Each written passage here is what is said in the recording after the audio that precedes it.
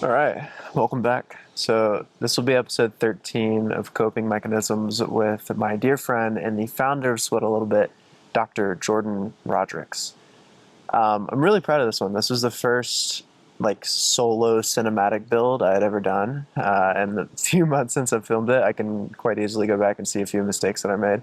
But that's what it's about. It's such a learning process, and I'm just falling in love again and again with cinematography and what I'm able to do and learn and grow and continue to push myself as a set builder, cinematographer, videographer, as well as a podcast host and creative, and just this whole thing. And that in and of itself, going out to a new location that I've never been before and worrying about framing and audio and lights and all of it's just such an interesting challenge, but we're doing it and we're having a good time.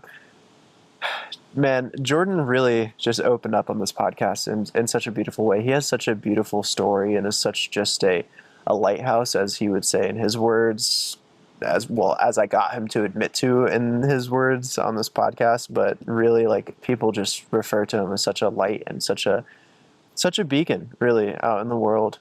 It's evident in this conversation just who he is, and yeah, I'm really proud of this one. You can see just how much we get along and how comfortable we are with each other. And the crazy thing is, I'd only met Jordan 6 months prior. First time I met him, first time I talked to him was on a phone call with him and Tyler Schuster. We were like, dude, Sweat a Little Bit, Cope, these brands that we have, they really mesh together. We got to figure out a way to collaborate. And then a month later, we would end up sponsoring Rosie and pacing her for Blackbeard's Revenge 100-mile marathon and shooting this documentary and podcast with her. Then we would end up doing it again for her 100th race a few months later, and we would meet up again and again and just collaborate. And through that time, we've all just become really, really close. Tyler and Jordan were always bros, or have been at least for a while. But I mentioned it in this podcast, but I really just can't thank these guys enough for welcoming me into their friendship and just being good homies that hold me accountable and call me out and encourage me. And yeah, I'm just really grateful for these guys and really honored to be able to bring you guys this conversation and give Jordan a platform to tell his story. I think you guys will get a lot of good stuff from this one. There'll be some laughs, some tears, and a lot of really great insights. Big shout out to Tyler, of course, for connecting us. I would not be here without him. Dude has just continued to put me on to people that I need to have on the podcast, and he's 10 out of 10 so far. So we're going to keep rolling with that. And yeah, with that being said, this is episode 13 of Coping Mechanisms with Dr. Jordan Rodrigues of Sweat a Little Bit. Cool. Sick. How do I pronounce your last name? Rodrigues. I gotta stand on that business. Does this look less goofy? I liked what you were just up to. This back shit? Yeah, it looks fire. Sick. You got my mane going. Before we even get started, I just want to say, I can give you a round of applause. Thanks, You're in beast mode with this. This was all a just sketch drawing in my journal a year ago, and I was in Costa Rica with $200 in my name, and my dog had just died, and I just spent all of my savings trying to save her. Yeah. And here we are. That's rough. Yeah, dude, it's real. That being said, that's ink it, but as you think it, it becomes to life. Make it real, man. You make shit happen. We are here. We are fucking doing a thing. And that's kind of what all this shit represents, with me, you, and Tyler linking up, Miller too.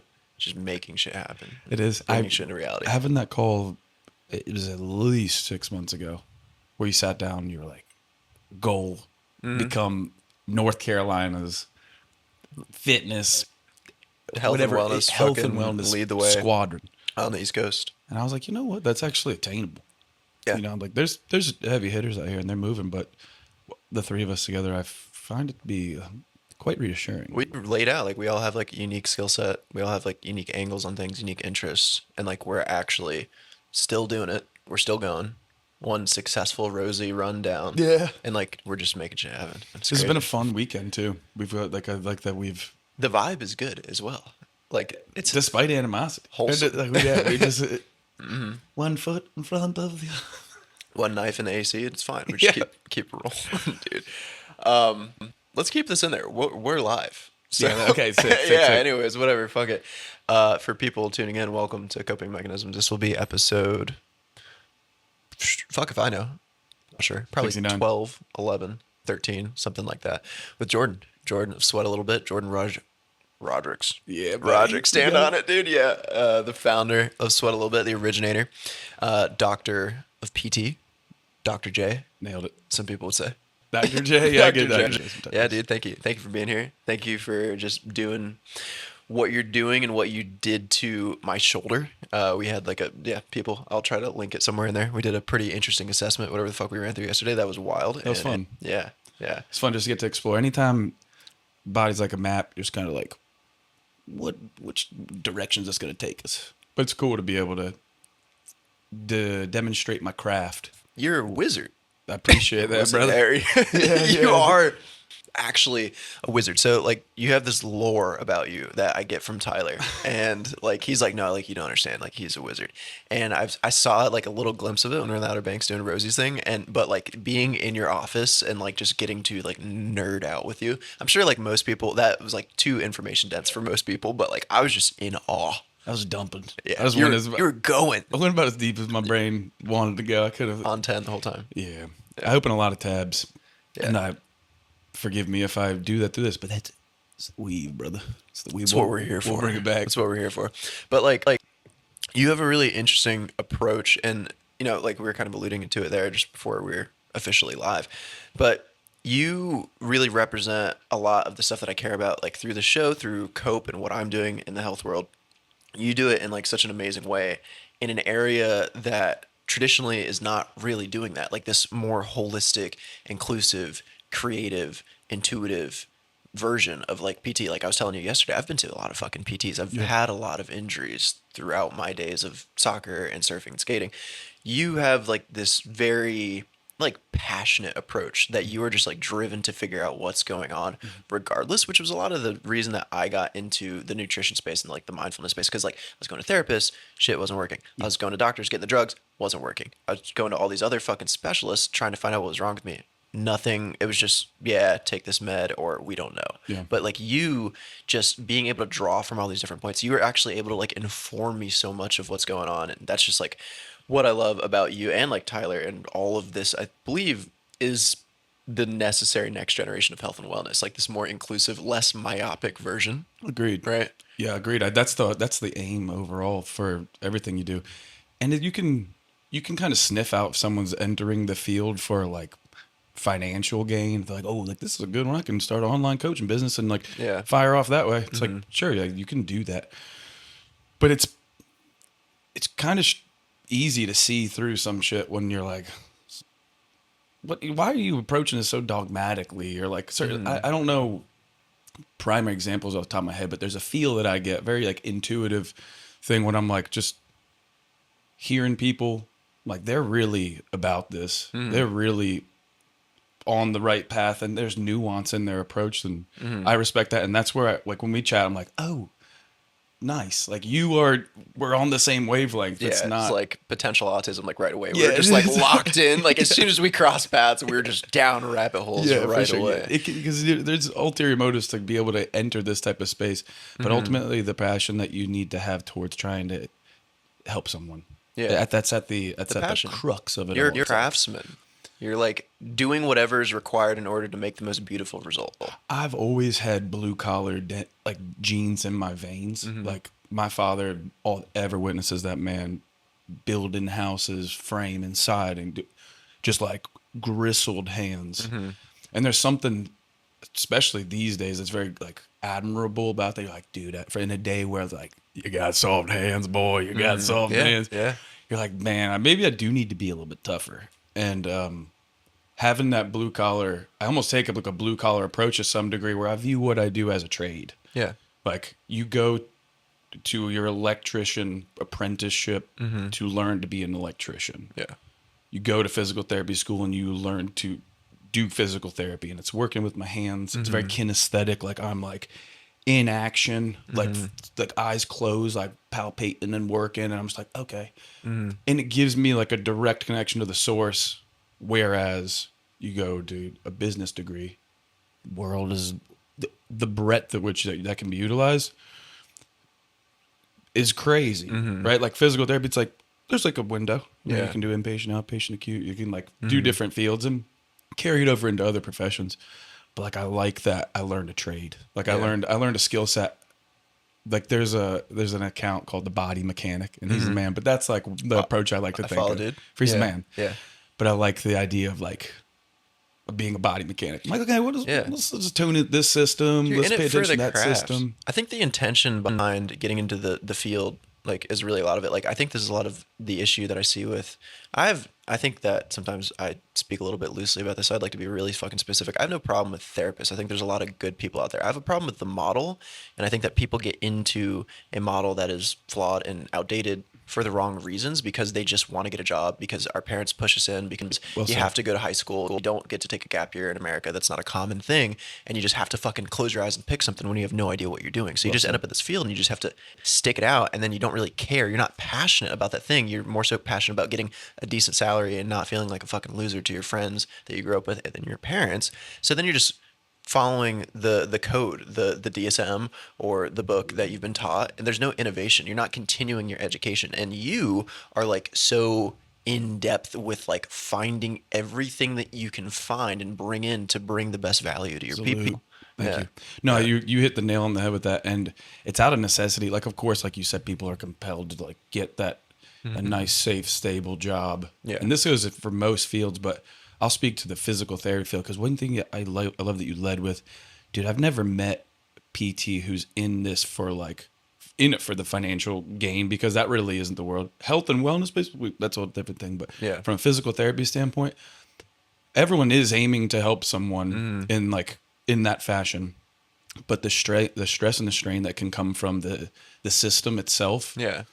I'll break it down like this: physical therapy, as it derived like over the years, like it was a bachelor's. You just go to school, you'd earn your physical therapy degree, and you go practice. I'm sure that there was clinical hours and like you could just practice. I work with people who have a bachelor's of PT, Okay. and then it's like, well, now it's a master's, and it's like, okay, there's another 2 years of school, and then they do the 2 years, and then they're like, well, now it's a doctorate, and now it's 3 years of school, and of course they're tweaking, and they're like, okay, now you're gonna take radiology, you're gonna do some differential diagnosis, and you're just gonna like buffer your skill, like your skill set to be able to be a more independent practitioner, because that's the lovely part about what we do in the allied health field is like I have my degree, I have my license, I have my insurance.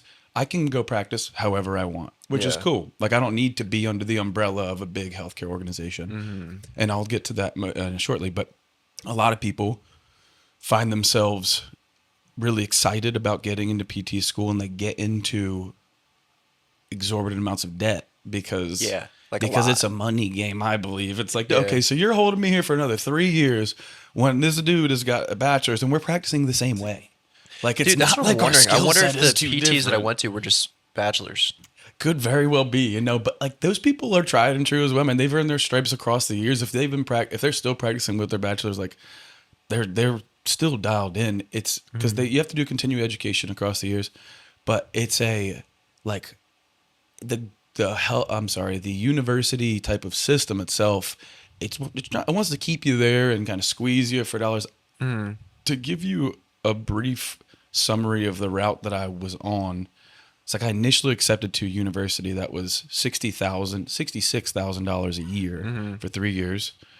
And I was like super excited. I've been wanting to do this since I was like 15.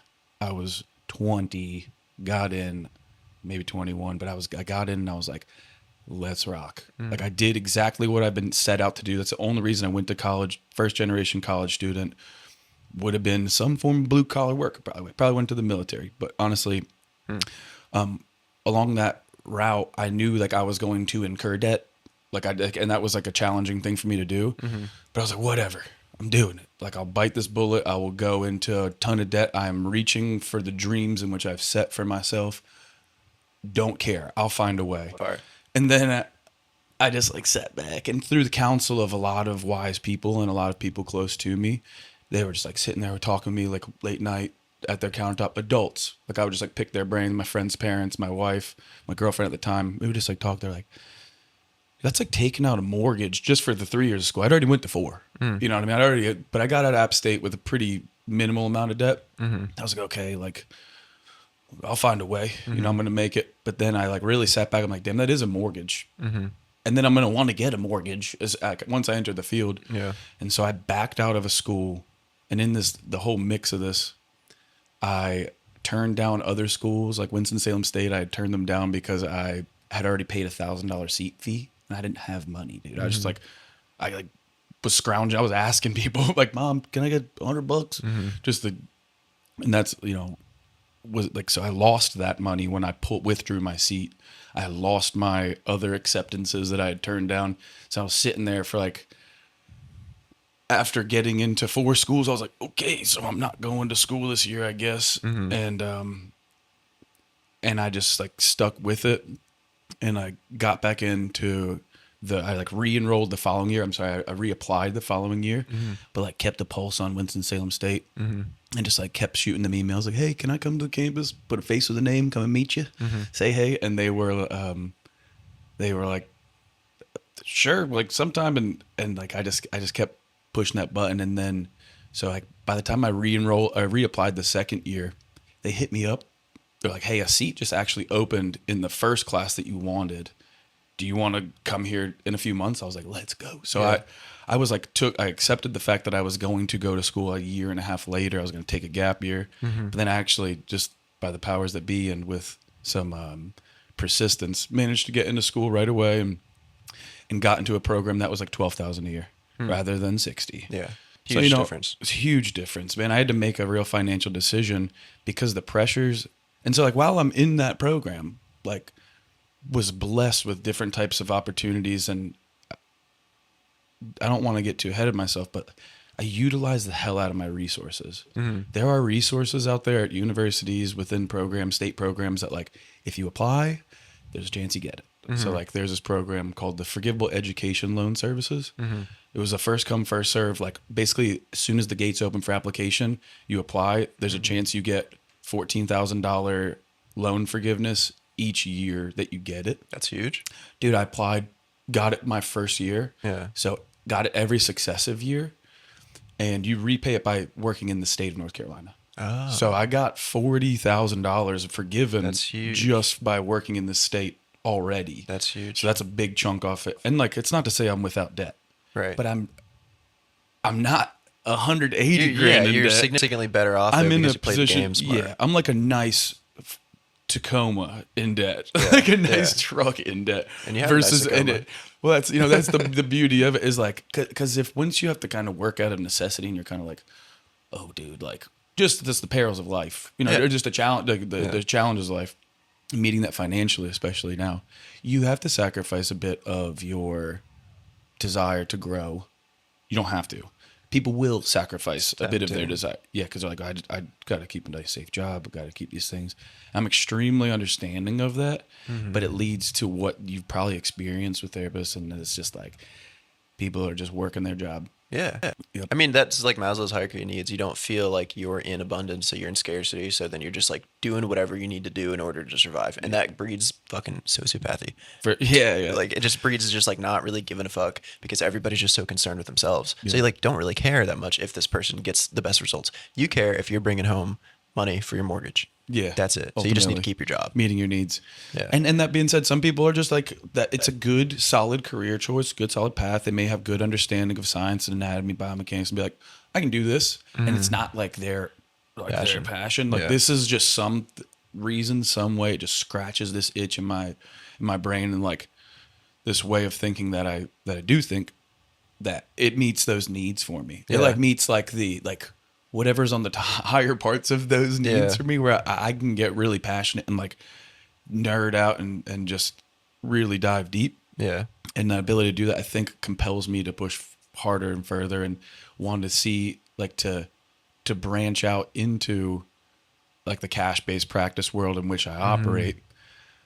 But along this journey, relationships and like maintaining good ties with people really is the crux of growth and development. Yeah, and I would imagine that people like really care about having that relationship with you because you really care. It's this beautiful reciprocity that you have appreciate going that. there.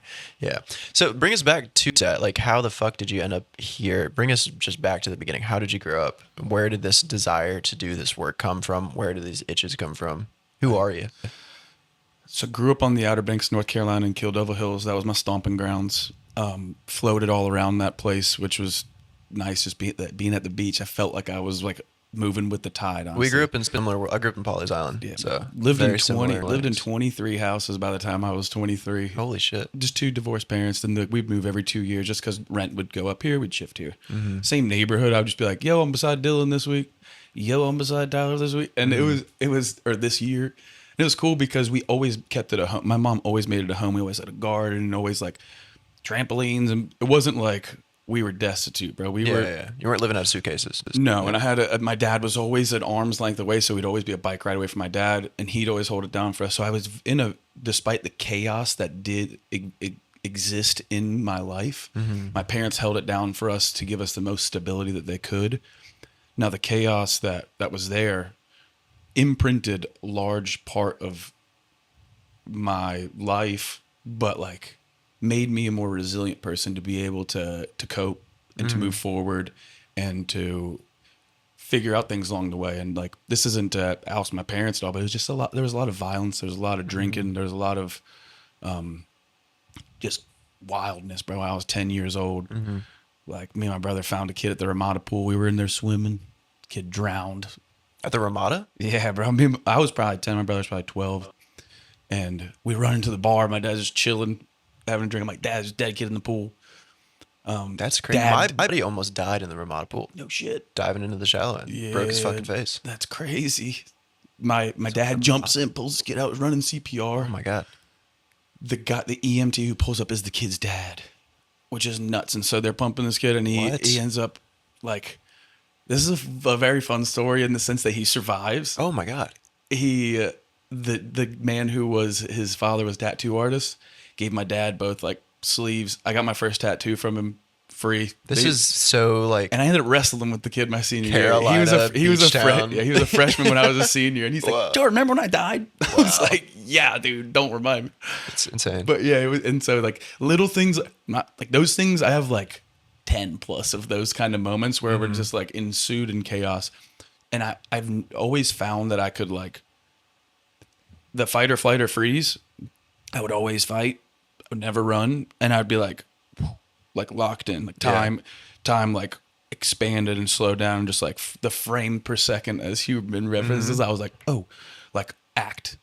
Is that like a choice, or is that just something that you always found that you had? I think as I grew and developed it, I could make more conscious decisions as it was going on, because like as your kid doing that is very like scarring to some. The kid, like one of our friends was with us, and we were over at the house later that evening, and my dad mentioned it again, and the kid threw up all over the futon. My dad can't do it, so I'm like literally 10 years old washing the throw up off of our futon. Like I'm the man. Like I'm like, this is my responsibility to do this. And so just growing up in that area, it kind of felt like a big petri dish that was like, it was a lot of fun because it was safe, man. And you had bike paths. There was a lot of freedom. My parents were always working, so they're like, "You're going over to Sam's?" Like, alrighty. 8 miles down in Chickahawk. And I was like 12 years old. I'm like, I'll call you when I get there. And like, I was kind of free range, but I was always a good kid. I never was like crossing boundaries. My siblings were the ones that kind of. How many siblings do you have? So I had an older brother, and I have an older sister. Oh, so you're the youngest. I'm the youngest. Yep. Wow. And I was, this the good kid. Like I mean, I liked getting into a little bit of trouble, but like You're definitely like a well-adjusted fucker, though. Yeah, like it was the fun, house dude. that you're in. Oh, Like, man, right dude, now yeah, represents it. Like you have your shit like dialed. when I sit back, I'm like, what the hell? I'm really an adult, and have found a way to create form of peace wherever I'm at. With that being said, my siblings broke and my parents pretty well. So when it came to me, with like being 5 years younger than my sister, 2 years younger than my brother, they were like, "Jordan, fucking do whatever you want." Yeah. I was like, okay. And you had seen the context of like Wild 'N Out, and you just like, Yeah, man. You know it's there, so you don't have to DUIs go as a young scratch kid, that itch. Car hopping, breaking it, just like breaking and entering shit. I'm like, this ain't. Yeah. And it's like petty stuff that like kind of in that beach town, it ain't good, but it's also like, it's not like crime. Yeah. But that being said, grew up in this area where it really did take a village. Because when I was 14, my brother got leukemia when I was 14 and he was 16. It was May 10th. I'm sorry, it was May 6th, 2010. And when he got leukemia that was the most traumatic thing I've ever been through. Yeah. I'm like, it was a blackout moment of just like, wee, like that whistle in the ears where you're just like, what, felt like you'd just been punched as hard as possible straight in the face. And because I heard my brother died. I heard like in that second. Right. Because I did. You can't process that when you're 14. Not at all, bro. I was sitting there setting a ringtone, a Young Jeezy ringtone on my phone. I remember what song it was. Like put on. It was Go Hard. It was Hard by Rihanna featuring Young Jeezy, and I was snipping that Young Jeezy clip. And but I remember where I was at, what I was doing. And that really drove me more towards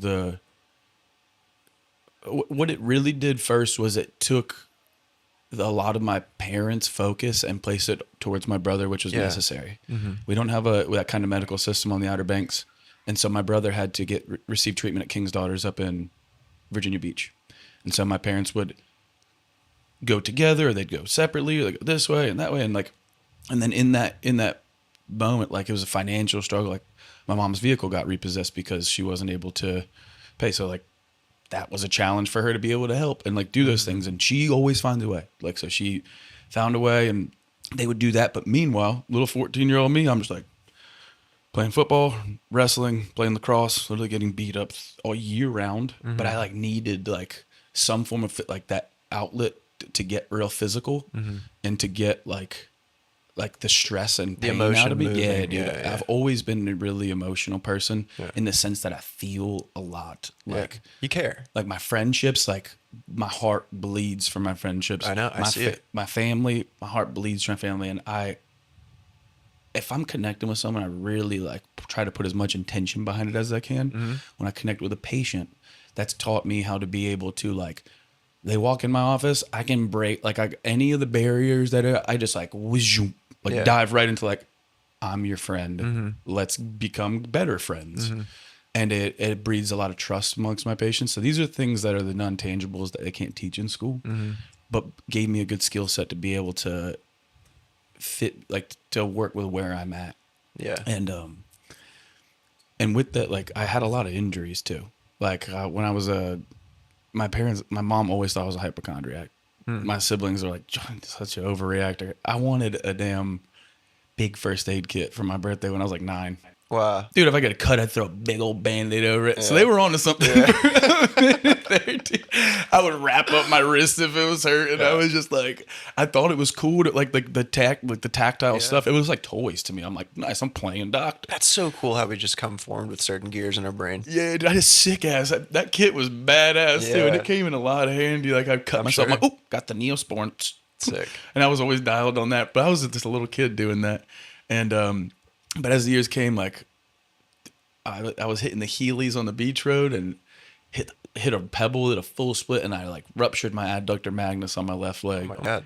It was bad. Yeah, that's worst pain I've ever felt in my life. Blacked out. How old are you? 12. I rolled into the middle of the beach road. Crazy time for that injury too. It was very, and I'm gonna backtrack to that time in my life too because it was challenging. I was, just overall like from a physical standpoint, I was heavy set. I was I was husky. I wouldn't say I was fat, but like I was chubby. You're a big guy. Yeah, I was prepubescent. I was just like I was on a ton of steroids for a lot of health reasons, asthma, tons of eczema, lots of issues in that space. So I was on a lot of steroids. So I was kind of just like steroid bulky. I was always hungry. I was always grubbing, but I was always active. I was always skating and BMXing, but I'm with like the older crowd. And so I would like try and do older boy shit. Because your brother? Yeah. I was like, just like rolling. They'd be like, try flip onto the curb, nose manual. And I'd be like trying to ollie on the curb and I'd be just eating shit. And but I was with the squad and we would roll everywhere. And so I was never like just slothing ever. I was always active, but I was like, I don't know why I'm not in better shape because I'm like working my ass off doing these things. Yeah. And was bullied hard in that time. So I'll take it back prior to the injuries. I was bullied really hard because this is really probably the most pivotal foundation, or like the most foundational thing that made me who I am. Yeah, 8 to 16 is huge. I mean, 1 to 7 is huge, but 8 to 16 is like that ramp that leads you up to about to become a man, Yeah, and that's buddy. where you pull from. Yeah, that 8 to 12, probably 9 to 12. It was like this era where First Street was firing, bro. First Street had the sandbar, and there was a ton of hurricanes that came through in that season, and it would just be like chest high shore break. And so being young kids, like we'd go to the outside, that was fine, but like when it's on the inside, Yeah. all hell Heavy. broke loose. We're like, oh, it's like charging heavy ass shore break barrels and just getting tossed. And it was like kind of like the safe zone, but you were still like riding waves. Getting worked, yeah. I like always get like, I like ask like the old heads, I'm like, yeah, was it as big as we thought it was? And they're like, yeah, that shit was fun. Like, Yeah. And so doing that though, like I would like be self-conscious. I would like always wear a silky. I would always be at the beach just scared. And I remember this kid just was maybe just annoyed with me or whatever. He called me. He's like, shut up, you little fat fuck. And I was just like, I had to pull that back. That hurt so bad because I was in front of all my friends. They're all ripped, like little blonde-haired kids. I'm just like chilling. Me and Max Ling, that's my homie. We were both just like two of the chubby chargers. We'd be out there on our bodyboards just ripping. Max Ling absolutely still firing. Shout out to Snacks. He's the Shout boy. out. And but we went through a lot of shit too, and I've watched him develop into an absolute shredder despite all the shit he's been through. He's tough as nails. This is just given. Where we grew up makes you. It really kind of beats a lot of the softness out of you. You had to. Me, There was kids no who grew parents up around in LA. There's no parents around, and Yeah. like Yeah. we were all just like feral. Yeah. But we're all from good homes, like it wasn't in shambles. But when I got called that, there was another time I got picked on by another kid, and almost the same sentence each time. It was like fat fuck, and I was like, oh, like, and being like the contrast with like being around everyone who really was like ripped, I was like, what is the matter with me? And that being said, I started to take matters in my own hands when I was like 12. Started running. When I was 10, I got into the wrestling team. My PE teacher saw that I was frustrated, had a lot of anger, and from like these kind of things. And he's like, you should come on the wrestling team. Sounds like, looks like you got some stuff together. And I was our heavy weight. Yeah. So I was like the last weight class. Yeah. I was like 150 in 5th grade. Which Holy shit! I'm pretty about 5'2". Stout, dude. 5'2", 150. I was husky. Yeah. So, Stout. I was like, I was probably a little heavier than that, honestly. And so when I started like wrestling and running and doing stuff, puberty also hits too. But I like lost like 25 pounds in like 2 months, maybe less. And that's huge, like to shift your locus of control. You're like, I can do something. What you just said is exactly what it was. My locus of control very much so became internal. And I was like, I can take an active role in this. And it was the coaches that were around me. My parents were always like, Jordan, you're not going to be fat. You got this. And like gas me up. Not like, So important. Not you're perfect as you're you perfect. are. They're like, no, like you got this. Third My mom would be like, person, look at your ankles. You got good ankles. Yeah. But you're not going to be fat. And I'm like, thank you, Mom.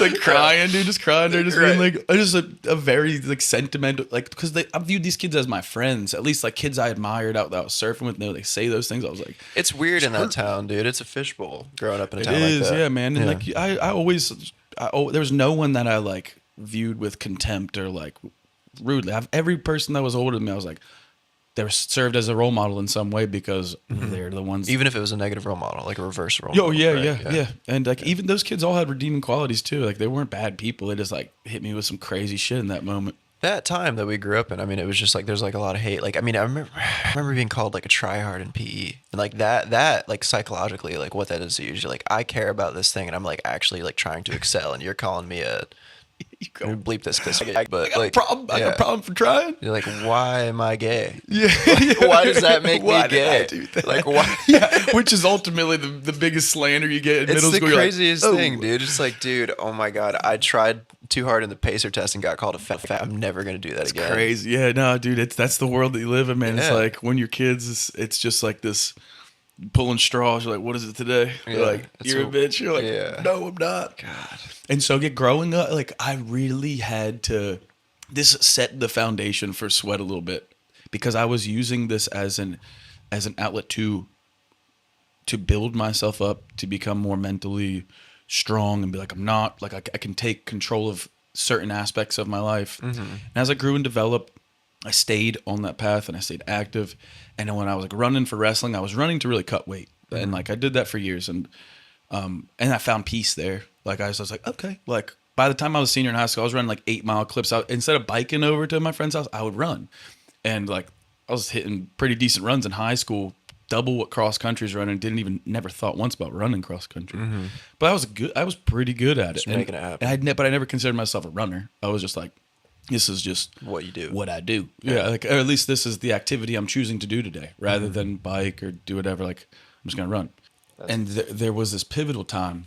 There was a pivotal moment that I remember, and these are things that I hold like in the vault of myself that I share with people, but like proud moments where I stood up for myself. Because in those moments, I just like when I was a kid, I'd be like, oh, I'm a fat fuck, and I would just kind of like run away, just kind of shrink into myself. But I remember being at Parks and Rec, and I like sat down on the couch, and someone's like, this particular person is now in prison for shooting their girlfriend's dad in Martins Point. Heavy.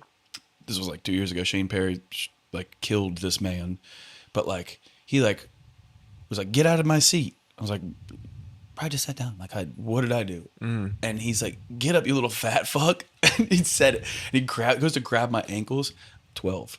Smacked him right in the face. And I gave him like, I gave him pretty decent whopping. But mind you, I'm sitting. Yeah. He is Standing above you. a 10th grader. Oh, And I'm in 7th grade. And he full open hand fucks me up. Yeah. Dude, like hit me so fucking hard that I just like went blank, just stood up, got on my bike, and the bawling that I was doing on the ride home, I was like, Yeah. what was that? Yeah. But I get home. This is poetic justice here, because I get home and I'm telling my mom and my sister over here, she's like, what happened? She goes to the lunchroom the next day, pulls it, like, it's like, you want to hit my brother? And she just Your sister? bitch smacks the, yeah, dude, just in Holy front of the fuck. whole school. Holy shit. Just fucked him up, dude. My sister's not to be fucked with, dude. She's a OG. That's And awesome. She's honestly who I learned to be tough from. That's awesome. And my brother was always very quiet, very chill. He would stand up for me, like as we got older. But this, I was alone in that moment. But yeah, she stood up for me there, and like, but like standing on business in that first action. That was kind of one of those pivotal moments where it's like fight, flight, freeze. And I'm like, I'm not about to get dragged off the couch in front of my friends. I was like, Right. whack, and just that act. I was like, I took action. Yeah. I took action to do something to stand up for myself. And And you didn't die. I didn't die. Yeah. And I didn't die. Yeah. You know, it and you learn how to get hit in the face. You go, Yeah, it's okay. Like, That's up. you will live. yeah. Yeah. And as I continued to grow, I was like, I refuse. This is not the life I'm going to live. I'm not going to fucking be called fat fuck. I'm not going to be messed with. I'm not going to be bullied. I'm not going to be picked on. But I'm also not going to pick on people. I'm not going to bully people. I'm not going to ever stoop to that kind of level. And so I just like always held that down, but used exercise as like a physical coping mechanism for me to release the strain, just the pent up aggression that I had. I was a little rage monster. I had it in me. Like I was always kind and sweet, but I had this switch where like people talk about seeing red and be like, oh, I Yeah. literally see red. You feel deeply. Like, if that goes on the other end of the spectrum, too. For sure, dude. My first fist fight completely blacked out. Like, and like this was the year I started standing up for myself to all these bullies, and I just like was like standing on business. It's like if I, and I was no scrapper, but like when I talk to my friends, I've been in, like, yeah, all those 10 fights you were in, I'm like, oh shit, because I was just standing up for people at that point. Yeah. I was just like smacking kids in the face for hurting other kids, Yeah. but like the teachers were like, gave me like a little nod of approval. They're like, Yeah. we hate to have to send you to the office, but we got to send you to the office. Yeah. My mom would be like, It's fine. you're good. Yeah. My dad paid me to get into my first fight. My dad paid me. What? Yes. That's so wild. Yeah, bro, because I was like, Dad, this kid keeps fucking with me, keeps messing with me. And he's like, I'll give you $50, go beat his ass tomorrow. Dude. My dad's fresh out of Boston. He's just like, So well, fucking good. beat this kid's Yeah, ass. dude. I was like, Yeah. Yes, That's sir. the East Coast. and I'm sitting there, dude, and like, we're in the hallways, me and Sonny Kajis, and Sonny looks at me and he just goes, and I just go, just literally just raged and just like, but like all of these things that set, because that's not who I want to be, but it's good to have that dog in It's a you. part of the journey. It's Like, good to you got have to that touch both dog ends in of the you. pool to know the middle. Yeah, correct, Yeah. man. And so then, of course, across time, I learned how to use verbal judo and tactics to be like, brother, I know you want to be crazy right now, but like, we're not gonna fight. Yeah. Like, you calm it down. Like this day and age, like I bounced here in Charlotte and stuff, and like someone's acting ass. I was like, I'll treat him like a friend. I'm like, hey, buddy, yeah, let's leave. Like, yeah, and they don't ever get crazy because I just would approach it with like gentleness. But all of these things are to say like that was where I started getting that positive affirmation of exercise is a tool that I can use to develop myself both from a physical standpoint and from a mental standpoint. And I started to grow physically. I started to build some muscle. All of a sudden I'm like 9th grade, 10th, I'm like, I have a 6-pack. And like, you know, people, I don't know if they were paid attention or not, but I was like, I'm here to fucking play some ball. Like I'm trying to play football. Yeah, I'm trying to be. Arrived. Yeah, correct. Yeah. Like I'm growing up, and I've like held it down. Really, it's been like 18 years of me exercising consistently hard at the age of 30 now. That I'm like, dude, I've been with this shit for a long time, and where I feel like I can kind of stand on business in that sense. All these things bleed into this moment between the illness of my brother, me having to kind of fend for myself to some degree, but the village that was surrounding me there, like it was all my friends' families that took me in those same moments where my parents would have to go up to Virginia just to kind of tie it back together. Like I would go over to their house days at a time. We'd play the same sport. So like we'd get picked up from football. I'd go over to Parker's house, eat dinner, homework. And I'd be like on his ass, I'm like, yo, you better do your homework. So it was always a positive influence on my friends. They were never like, Jordan smoking weed with him in the bathroom. Even though sometimes we'd be smoking weed. Yeah, but they didn't know about that. But like, that was few and far between, really. And, but across time, I would like be down in the living room with their parents, and I'd be like, so, Mr. Pete, like, tell me about investing. Because like, I'm not learning this from anyone. I would just be asking questions, just trying to glean things along the way. And so I was really like a mosaic of knowledge from a lot of mentors across my life. So I had this propensity to want to seek guidance from people who I felt like knew what they were up to. You know, like I could see that in people and how they moved, and everyone always has something to give. Everyone has everyone has some form of knowledge that I don't have. And so like doing that across the years, that really set the stage for where I am today. And like to really tie this in, when I was in that stage of reapplying to PT school, and mind you, it's not cheap to apply to schools. It's like hundreds and hundreds of dollars. And this is all out of like my own pocket, that as a student, I'm like working in college to like multiple jobs. You're what, like 23? 20 at this point. Oh, okay. 2021 at this point. Oh, okay. Yeah. So you're real broke. Yeah, real broke. Real broke. At points, I didn't even have a car in college. It was just like, but in App State, like in Boone. Yeah, basically catching rides home with buddies in Virginia Beach, and like getting brought down to my mom would pick me up in Virginia and stuff. But that's in that time when I was in between, like reapplying, I walked into a clinic to try and gain some more observation hours just to make my application stronger, and be like, okay, I've got maybe 150 hours logged of observation with some clinic, like with some therapists across the years. Only can make my application stronger if I get more. Walk into this clinic, this buff ass bald dude was in there, like probably like a, late 20s. I was like, hey man, I was like, would you mind if I get some observation hours with you? And he's like, hell yeah, bro. Like no problem at all. Well, that's Matt. That is now who I work for and work with as a business partner. Shout out Matt. Matt is my motherfucking dog, bro. Yeah. He's always served as like in that moment, we just like, when we met, just like shook hands. Never been anything but an absolute positive relationship. Like I am very willing and open mentee. Like I'm like, dude, I will take all the knowledge. Teach me the ways. And so I get into school. I'm going to school. Like 6 months later, like I was like popping in the office. I probably went in there maybe 7 or 8 times, probably like an hour at a time over the course of 3 to 4 months. And so it wasn't like I was in there like crazy. But when I was like leaving, I was going to Winston-Salem to start school January 2018. January 1st, I moved. But I was like, brother, we're going to start a practice together one day. And I didn't know what that looked like, but I kind of had an idea that cash-based practice was a thing. But I grew up at like shadowing OBXPT with Amy Doherty, who is an absolute beast of a mentor. She taught me. She's the one who really like sparked this interest. And because when I was injured, I would be in there and she'd be like, help me out. But I'd be like, hey, so if we're working like, are we working the anterior talofibular ligament? And she'd be like, I was like, because I was in my anatomy world in school. Right. And so all of those hours that I was as a patient counted as hours for me being a clinician too, which was cool. She like signed off like 60 hours because I was in that bitch fixing up stuff. And she was like the first mentor that really guided me. But being with Matt was the one where I was like, dude, this is the one. This is like my brother. Like we can really make some shit happen. And going through school, like the tides of time brought us, you know, we worked for the same healthcare organization, bigger umbrella like Atrium Health. And I watched him leave and go out on his own. And I was like, go off, King. Like, yes. All I wanted was that. But I was also like in my second year. I was like, I still need to earn a couple stripes as a clinician, just like kind of seeing what it is that I do want. And what I'm coming. I'm working. I'm coming. But, Yeah, just hold up. Yeah. And as you know, all along he's grinding, doing his thing. And this past October, I was on a travel rotation.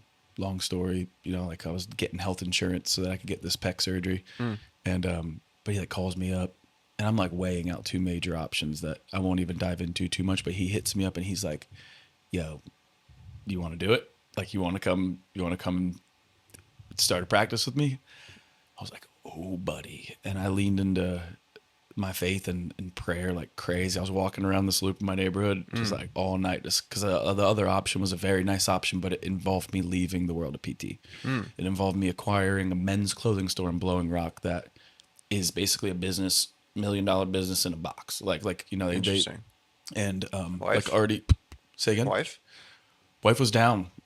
was that like where that came from? Say again. Was that like where that came from? Was that the inclination, like what from it- her family or something? Oh no, this was from my previous employers when I went to App State.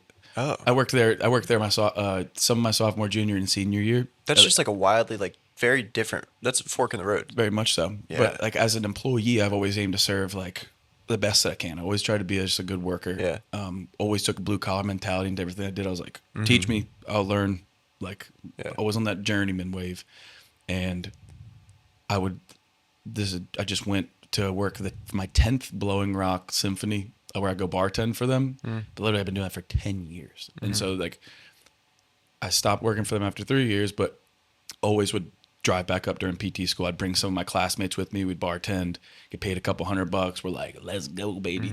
And so I just like kept that pulse on it. And they're like, Jordan, would you like to acquire this business? And I was so down, but it involved like a complete shift of my life. Like this house would be probably rented out. I wasn't going to sell it, but we'd have to find like a way to make that happen. And mind you, dude, this is a beautiful opportunity, but it involves me really sitting down and being like, I'd be chilling in a men's clothing store being like, you like the pants? You know, like, and like helping me. Mind you, I'd probably spaz and like really dive in. I'm sure deep, you would get deep into and it, I'd but get it's into the so different. fabrics and, you know, Yeah. the mills that they're made at, I should say, like Laura Piana in Italy. Like there's a bunch of stuff that I learned along the way. So I can talk shop when it comes to fine knitwear.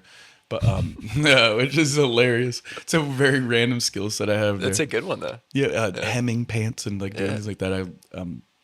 But I like told Matt that I'm like, yo, like I have this opportunity as well, where I'm gonna just like kind of see where this goes, and he's like, dude, that sounds sick, but like was very much so not like, oh come on man, don't come and join me. He was on board. He's like, that sounds badass. Like it was just They give you the freedom. super on board. He's like, go ahead, bro, go crush it. I was like, and so with two very beautiful opportunities in front of me, one is like everything I had aimed for. When I was 15, I was like, we're on this route. I want to do physical therapy.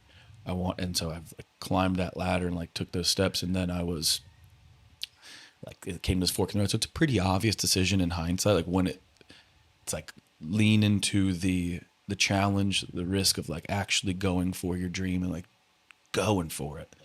And I did. And here we are today. And I couldn't be more grateful for the guidance that he still demonstrates for me as my mentor. Yeah. As my best friend, as like my homie. And like that's a very wild amalgamation of information to get you to where kind of I'm at today. But Yeah. there's a lot of patches that I'll let you ask about. Yeah. Continue along that journey. What was up with like gut punch 14, brother? How did you just like continue to develop into a man? Like I get the scrappy kid and like turning that corner. Yep. That's another inflection point though. Yep. Like how did what did you choose to do with that gut punch? Coach Jim Prince. He was coach at JMU, I think back in like the late 80s, maybe early 90s. Went to Virginia Beach, like created really good football programs, and he moved down to the Outer Banks and completely transformed our school's football program from a 6-win team over 6 years, like we'd like win like against Cape Hatteras once a year and then get our ass beat by every other team, into 11-2, 10-3, third round state playoff, at least second round state playoff contenders. And like I'm on those teams. I'm like long snapping as a freshman. I'm like suiting up for varsity. I'm fine. But then I'm also like starting to earn some little stripes there. And Coach Prince was like always for the whole team, just like lock the fuck in, like discipline, structure. Like you got to be at summer workouts. We're gonna Like a true leader. like in off season. I want you guys better be at 100 workouts. Like we had four days, upper lower, Monday through Thursday. Give us off Friday, and he expected us to be there. And he was also our gym coach, and he would create competition and he'd create this environment where like people were like camaraderie was necessary, and there was no other way around it. It's like you show up to gym class, you're like, we're playing volleyball today. Yeah. Like we're getting fucking active. And like, dude, it was people like swear. It was, people were really after it. Pickleball. We were going crazy. This was to 2009 when we're playing pickleball. So like way ahead of our time. Yeah, pickleball was a thing on the East Coast before it became a thing in Dude, Austin. we were dialed in every sport, and he'd be like, coach, he'd be like, and he would just make it so much fun. But in that moment as well, like where I really suffered a massive blow, like emotionally with the illness of my brother, everyone showed a lot of grace at our school. Like my teachers were very sympathetic to the fact that like that was a crazy scenario in such a small town, like my brother getting sick, and everyone showed it. It was a lot of outpouring of love, but he always continued to guide me and be like, here for you, of course. Like I would go to his office and like I've cried in there, and I was like just opened up and wept with him, and but he always was like, hey, like no, let's continue to work forward, continue to develop. And I had like a real mindset of like, we're going to be okay. We're going to move forward. We're going to control the things that we can control, and just like kind of stay tough, without hiding from the actual emotion. Like it wasn't like, don't cry. Like you, like, That's a beautifully balanced perspective. That's rare, dude. Not a lot of people get that. My father serves in that same role too. I remember just like being a little kid, and like he always gave me the freedom to like, or gave me the place to cry too. Like I remember like if like I was hurt, and like he would just sit there with me and like cry, and was never like suck it up. He'd be like, okay, like you done? You feel like now let's also do the same thing. And he would kind of pick me up, and very hard nosed mentality, but like gave you the space to feel as a kid. So I didn't feel like I ever had to kind of shirk away from. Was some his of those dad in things. his life? My grandfather was very rough on my uncles and my dad, from what I gather. This was a post World War II. This was a World War II vet, Korean War vet, immigrant from Portugal, just like led with an iron fist, like beat him. But was he emotional? No, Not emotional. That's a good question. Because I know the Brazilians are like super. I don't know if I'm conflating Portuguese people with Brazilian people. There's a lot of machismo in any of the cultures where it comes. Still to just be machismo, hard. but they cry.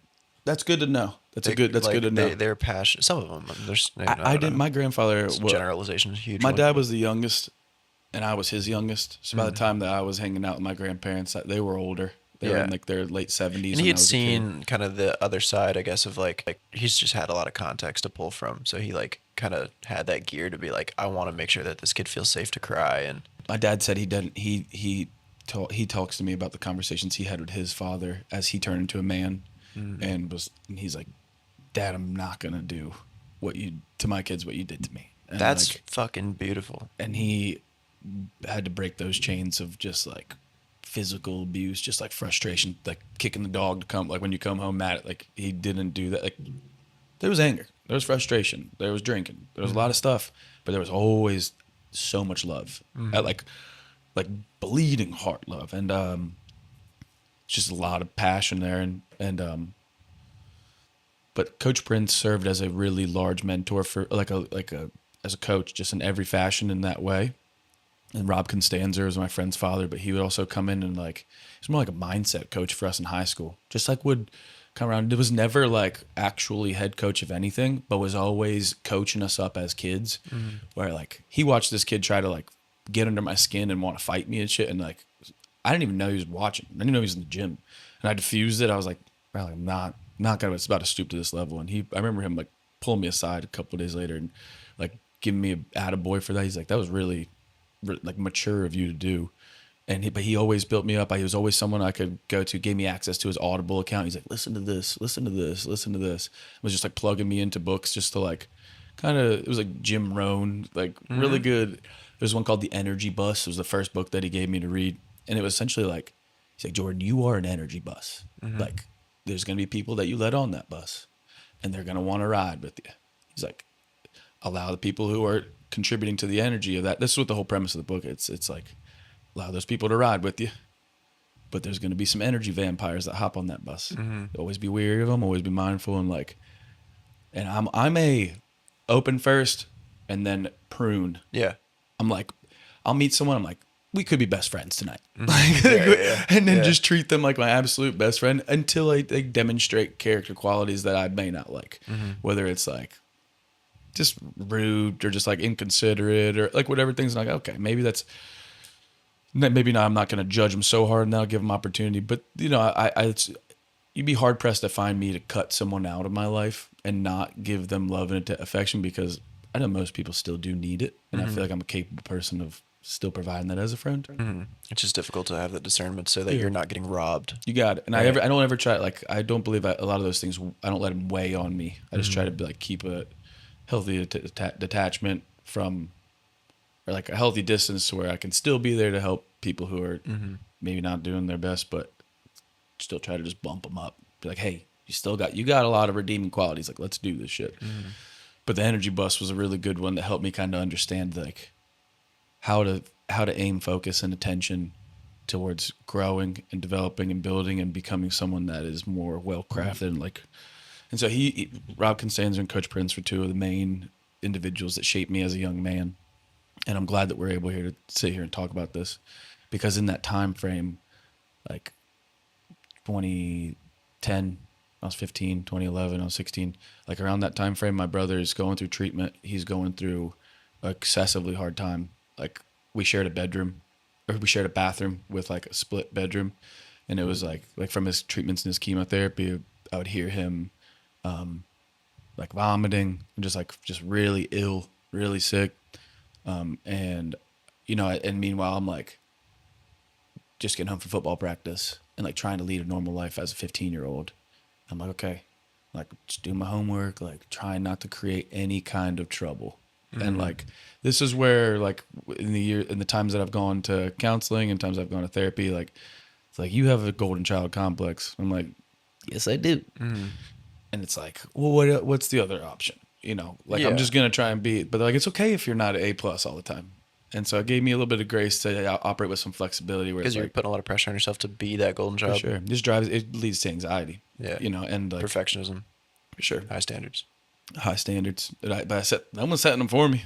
I'm just setting them on myself. Like, I'm like, I got to operate at the highest level all the time. And like, that's, I like being there though. Yeah. Like, it's not a bad thing. It's just like making sure it doesn't turn rampant. Correct. Yeah. And that's where exercise has helped me. Like, right. Getting that anxious system. Going for a run. Yeah. Get anxious. Like, the anxiety can serve you, but it's like the bottled up anxiety that turns and like metastasizes. Yep. What I never have found myself in is really a state of depression or a state where I don't have energy to like move forward. Mine is almost like I just like a lot of energy and need to like dial it in to get like a lot of the static white noise. I need to like quiet that. I have like a similar thing, but a totally opposite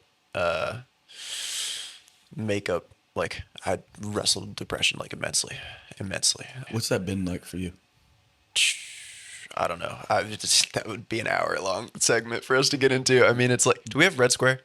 Red Square. I'm about to restart it. I don't fucking trust it. So I think the better question would be to ask, in those times where you found yourself in those deepest pockets of despair, just like of whatever that feels like. I've experienced that before, but it was more so from girls. Yeah. with Cope and with what it is that you've created? What allowed you to find your way out of those? I mean, like, I have an approach that, like, I don't want to, like, advocate for. Like, I have, like, a really weird path that I, like, wouldn't really wish on anybody. But, like, I really relate to this Jordan Peterson conversation with Lex Friedman, where he was, like, kind of bringing up to Peterson this, I forget, it's like a Dostoevsky quote or something, but he's like, stare ye not into the abyss, for the abyss might look back. And he's like, I don't think that some people need to look longer.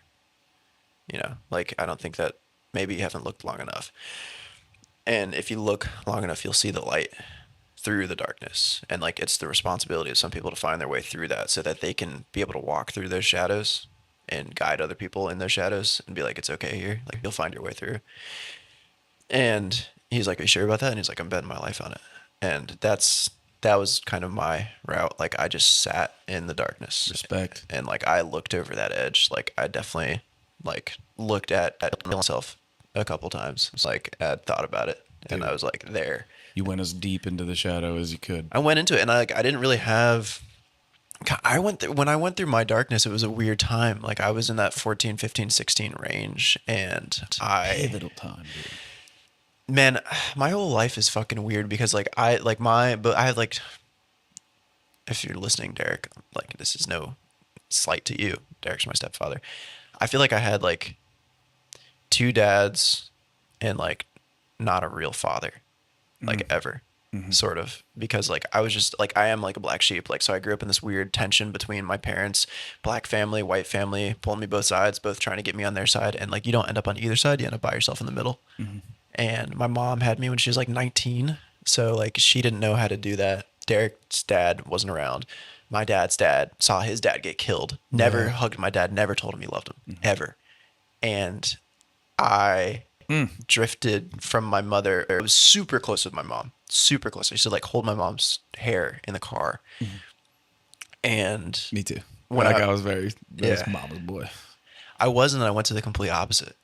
And then from, like, 13 through 17, like, I feel like I hugged my mom like 5 times. So I was, like, so touch starved and, like, so, like, love starved. And, like, my mom tried to, but, like, I just, because of the complex of, like, me feeling like this loner, feeling like this outsider, not having somebody to reach through to me and, like, who could really, like, get through to me, and feeling different, like, being a hyper intelligent kid too, like, I just felt like nobody got me. Like, I just drifted, and my mom didn't know what to do. She took it personally, and she let me drift. Yeah. So I was just in it, darkness, by myself. And the perils of being like having a high operating system. You're like, dude, I'm seeing a lot. Like, I was feeling a lot. redlining the whole time. So, like, it just, like, kind of forced me to just, like, cave in. And then I'm just like, yeah. So it turned into, like, crazy social anxiety and depression. Like, the depression came from the anxiety being so high and not having an outlet. And then eventually your body just starts to downregulate because it needs to conserve energy, or it's trying to call you inwards. So, yeah, I just spent a lot of time sitting through it. But eventually, like, I mean, I stared into the abyss and I found the light. Like, I found my way through. Like, I looked over that edge of being like, I'm going to fucking kill myself. And I, like, remember, like, holding a fucking knife to myself. And my dog came in and just sat and, like, looked at me. He's like, what are you doing? And I was like, oh, I gotta live for you. As a matter of Yeah, fact, dude. you need to go outside and take a shit. it was crazy. It was crazy. And, like, I had a bunch of weird shit. Like, my life just, like, continued to fall apart, like, from that point on. Like, I was supposed to go play fucking college soccer or whatever, and got, like, arrested on, like, some crazy racist shit that the charges got dropped eventually, but, like, it completely ruined all of my college pursuits.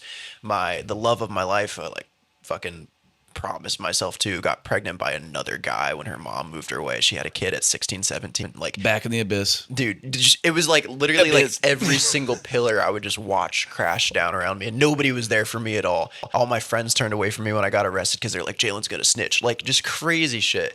So, like, honestly, like, I was just smoking a lot of weed, and, like, that honestly, like, kind of saved me because I wasn't drinking. I wasn't, like, I mean, I was drinking, but I wasn't partying. I stopped partying and I went introspective.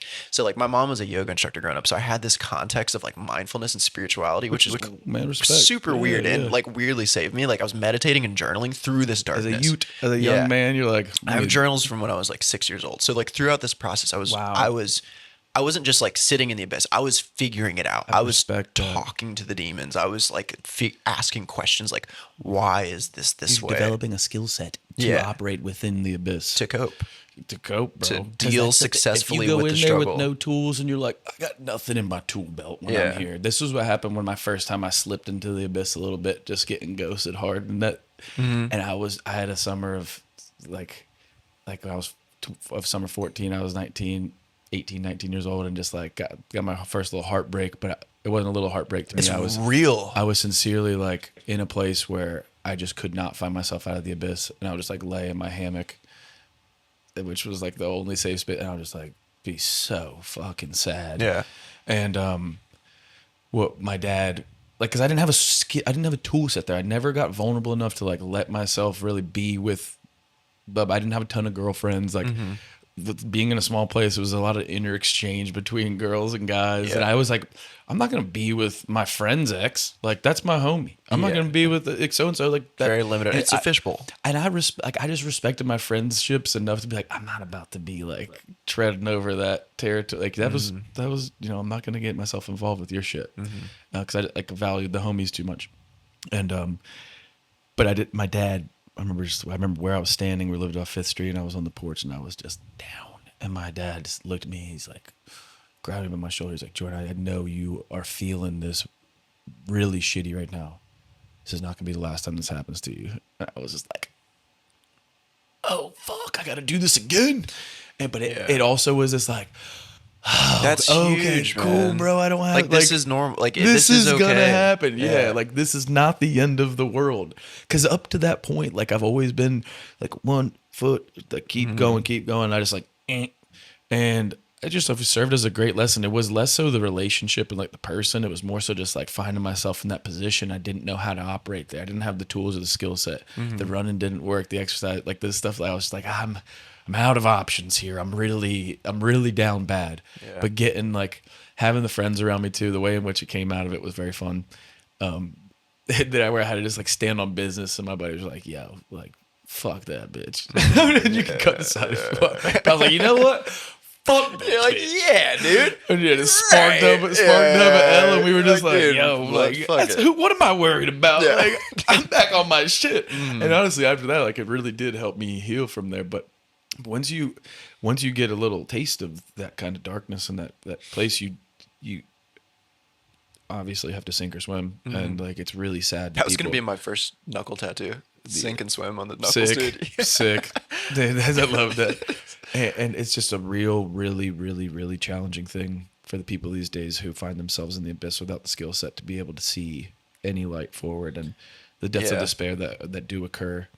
You have in the context, like, I mean, I think I don't blame my parents for what I went through. I mean, I did separate myself. I pushed people away, but like, you just having a little bit of a lighthouse to like turn to. I feel like I had a whole coastline of lighthouses, dude. I Yeah. feel like I had like a lot of people who like I could turn to in the moment of Like the that, challenge. like tweaks my like heart. Like I'm so happy for you to be able to have that throughout all the things that you went through, because I know how much it means now in hindsight, looking back at like how much I needed that Yeah. and didn't have it. And I'm grateful for the way that my life turned out, because now I can help people through it. Yeah. But like, fuck, it was hard.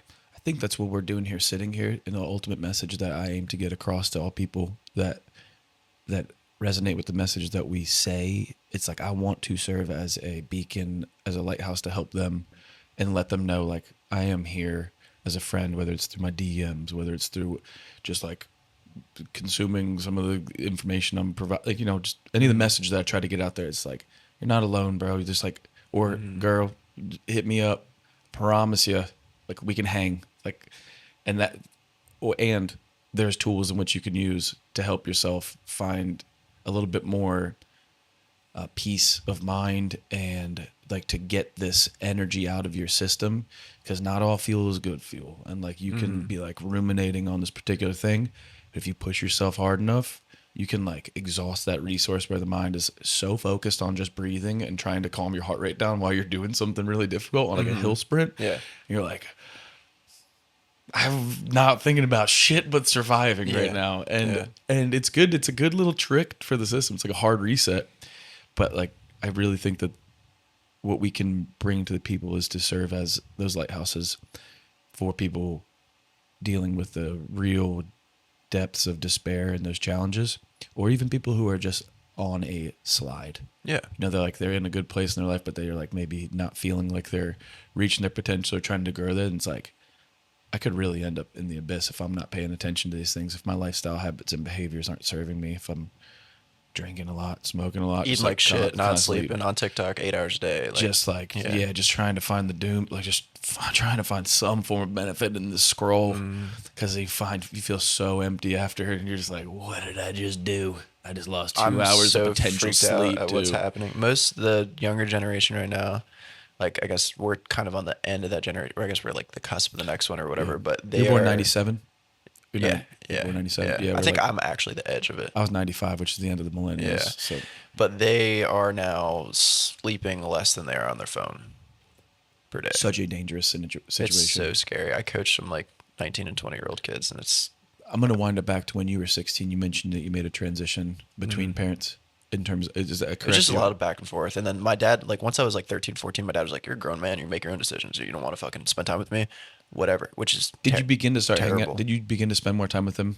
Nope. Oh, like, okay. Less, Gotcha. less and less Gotcha. and less. So Yeah. mine was the opposite. And like, and I needed it at this time. And I'm going to take us to a moment of when I remember I was 16. My brother is still sick with cancer. He's not home at this point. He might have been, but I don't think he was. I'm sleeping and I wake up and it's like 3, 4 in the morning. Could have been earlier, but I really think it was like early morning. And I hear my mom screaming. And like, again, like I said, abuse, alcohol. There's a lot of shit going on. I walk outside and her current boyfriend at the time was mounted in a mount position on her. And she's like on her back, just like, it was a very traumatic experience for her. You're 16? I was 16, and I got on top of him like I was about to ride a bull, and just started beating the shit out of him, just like just whacking his bald ass head, and like take it like fight or flight, just like went to town. You're blacked out. Blacked out, Yeah. and absolutely raged. And like this kind of dude, good old country man, had bow and arrow in the back of his truck. And like got off and I could hear him. He's like, "I'm going to get my boat." I was like, "Mom, get the fuck up, get inside." And I like was in my boxers, and I just time to flight, and I ran probably 3 miles to my dad's house, my dad's condo, and I was like, "Boom, boom, boom, boom, boom." He's like, "What the fuck are you doing here?" I was like, "I just beat the shit out of my mom's boyfriend, like a buddy, like." And then moved in with my dad at 16, so my junior year of high school. Yeah. And so then I lived with my dad there fourth, and that was a fun time. Just like, just getting to spend more time with my dad, kind of like live with my cousin. It was my dad and my cousin. They were just two blue collar motherfuckers. It was fun because I was all of a sudden, it was like I was in the bachelor pad. It's just two bros. They're just like outside smoking cigs, drinking their coffee. They come back and say like, fucking, what are you doing, man? Yeah. It was just Super fun Boston. hanging out. But at the same time, I'm like, good God, what am I doing with these guys? Yeah. But it was a really necessary time where I was trying to like develop into a man, where I got, because being around my mom, like she's gonna shower me with love and all this accolade, like, oh my God, you're perfect. And I'm like, Mom, I don't need to be told I'm perfect. Like I what I need is You'd be told to do better. to some degree. Yeah, I need like just some of that there. And so that was another one of those moments where like really was pivotal in my life, where I moved in with my dad. And I think at 16, Mitchell would have been 18.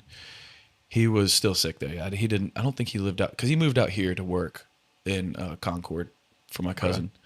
But so like my brother made his way through those treatments, and after 5 years, like found himself in remission, just to kind of tie this back together. And he found himself in remission, but like there's still like a 1 in 5 chance or something of the cancer returning. It's considered a pediatric cancer if you get it at such a young age, acute lymphoblastic leukemia. But and like I think that he just had a death of his will to go forth. You know what I mean? Like he lost a lot of himself as a young man. All of the things that I was doing and developing and growing, and like he didn't get any of that. He didn't have any of those types of guidance, any of that type of just like, it's more like I'm in the abyss. I might die. And very much so. I talked with him. We were at a Red Sox Yankees game. We were like at the hotel after, and like we were just in the bathroom taking a piss, and it was this most profound moment where he's like, Jordan, I thought I was gonna die. Like I thought I was dead. Like, and I didn't know that. I didn't know that he was really suffering that, like, in that type of frame of mind, because, like, mind you, I'm doing what I can as a young man. At this time, I'm probably 21, 22. We're like talking. I was like, bro, it was that bad for you, huh? And he was like, yeah, man, it was like really bad. And I was like, I just was trying to be there for him. But like, well, I'm glad you're here now, bro. And the following year, in 2018, I ended up losing my brother. He passed away. The cause was from a fentanyl infused, like it just fentanyl laced overdose. This was early 2018 when fentanyl started coming on the scene. So my brother, I don't want to put his shit out there too much, but I do want to be open about everything that goes on in his life. Is like 5 years, age 15 to 21, you're on Ativan. You got tons of, bro. I remember he had a shelf on his wall with all of his medications. The biggest script was like one of those big dogs, full of hydros, full of hydrocodones, and like. And this is in a developmental time for him. 16. Yeah. You know what I mean? And like, you are, the only semblance of normalcy you have is with your homies who are coming over, and they're like taking bars or taking a peach, taking a little school bus. And I'm like, This was that fucking time. yeah, bro. Like, it was a fucking. I think we'll look back at that time and just like, it really ran through our generation. Did hit it hard. I lost a lot of friends. I think a lot of people lost themselves. I've seen a lot of people find themselves again, though, which makes me happy. But it did. It did. And with any of the barbiturates or any of the benzodiazepines, like speaking of Jordan Peterson, he's open about how much. That's like one of the few things that if you cut out culture, it can alcohol. kill you. Exactly. It's insane. It can kill you. And It's worse than heroin. And so then my brothers they're like, hey, we have to take you off of Ativan. Like, and for him it was like, what? Yeah. But like your nervous system rewrites itself. And like it can become like basically centrally sensitized, and you have what's called a physical dependency. There's like there's addiction and physical dependency, and yes, they are related and fairly similar. But there's also like, I need this thing for my nervous system to operate. You at can't baseline. sleep. You can't cycle through parasympathetic and sympathetic. Like you are like, it's insane. Yeah, bro. What it does to you, it rips you apart. And what was very, very serendipitous, and I view it as a sign from God to some degree, is in that year of school was my first year of PT school. It was 2018. It was September 27th. I was sitting there reading my pharmacology book on opiates. And you learn there's like the mu, kappa, and the delta receptors. There's one's an agonist, one is like a partial agonist, antagonist, and one is an antagonist. What that means is like the mu, is the M, Greek, stands for morphine. If that binds to that receptor site, I like to think of it as like a triangle. Like if that triangle binds lock and key, you get analgesia, pain relief, analgesia, and you get respiratory depression. That's what leads to an overdose. Is your respiratory center chills out, you stop breathing. I'm sure it's not a fucking party. I'm sure it's not a slipping back. Like, I'm sure it's scary. But this is to say that middle ground, which I think is the kappa receptor, view it as like a square. Like you take that, kind of engages some of the morphine, like that receptor, but it also like kind of blunts the system. That's like Suboxone. That is where people will have to take that down step from like a hard opiate to a less intense opiate, which I'm pretty sure hydrocodone might be one of those as well. But this is to say, if you view Narcan as like a circle, it's like, boom, it does that. And what it does is it turns off those other, it like shunts those, kicks off the triangle, kicks off the square, once the circle intact. So that antagonist, boom, and you can come out of that overdose. You can like, it really fucks your high up, I'm sure. Yeah. You know, like, yeah. But like, and so I'm like in there learning, I'm like, oh, naltrexone and naloxone. I'm like, I wonder if there's a pill form of this rather than a nasal, like to take people out. I'm like, I wonder if you could, because they're all opiates. Like Narcan is an opiate. It's just an antagonist to, and so I'm like sitting there learning. I'm like, I wonder if like my brother could take these as a way to blunt any craving or like any type of that feeling that derises that makes you want to use. And because at this point I don't know how far he was into the world. I don't know if he was using needles, I don't know, but he certainly wasn't like bro, he was getting spinal taps. He had dead veins from all the chemo, and is like, bro was desensitized to the use of those things. Yeah. And this is like, I don't like to be like he was using all that stuff, because it's his personal world, and like I don't want to put no smut on the boy. Yeah. That's my absolute homie to this day. And so as I'm reading, my phone rings. I'd already talked to my dad, but it rang again. And my dad was calling me at 11 o'clock at night. Mitchell's dead. And that same kind of feeling from 2010, where I was like, we just like got hit with that again. I was like, and it was like the second death of my brother. And I was like, oh, fuck, it's real this time. Like, and like from the skills that I had to like pull from, like I just like needed my friends. And so I hit up some of my classmates, and one of them came over like late that night. He's like sat there with me, and we just like let me cry.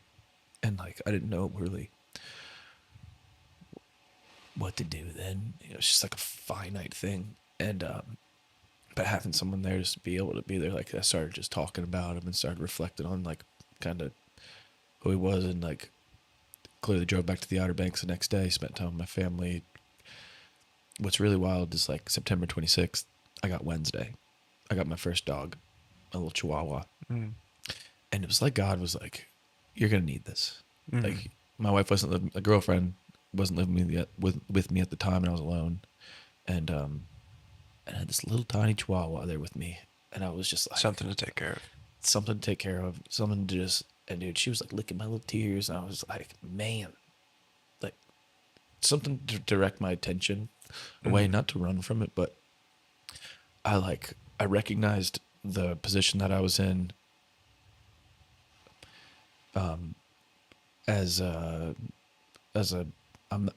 my parents were there. My sister was there. They witnessed everything, the whole scene. I believe that I was protected from having the visual imprinting of my mind. Because my last experience with my brother was a very positive, beautiful one at the beach on my birthday. I just turned 23.